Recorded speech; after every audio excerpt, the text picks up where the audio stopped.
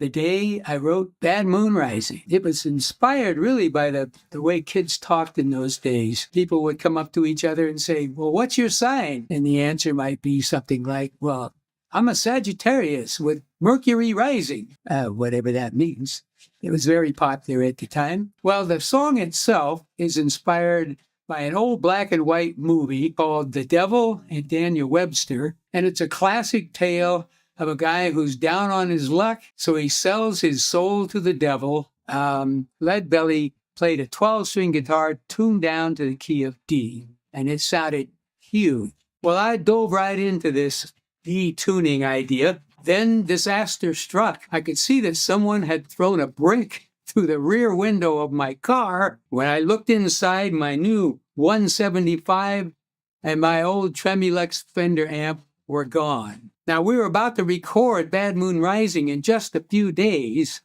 This was an emergency. I needed a guitar, so I drove immediately to a store, a music store that had just opened. I walked in the front door. I said to the man, "Do you have any Les Paul guitars?" The man said, "I have one." I went over there and looked at the guitar, and I said, "But it's black." I had been expecting a sunburst guitar. So I take the guitar down, and I asked the man, "Do you mind if I retune the guitar?" I strum an E chord that now comes out D.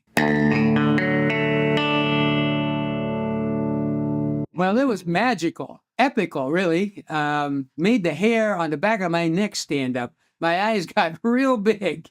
I looked at the man and I said, "I'll take it." You know, that's the opening chord on my version of Midnight Special. Well, you wake up in the morning. That little event in a music store in Albany set me off on a lifelong love of Les Paul guitars. So the first record I made using this new guitar and this new tuning was Bad Moon Rising.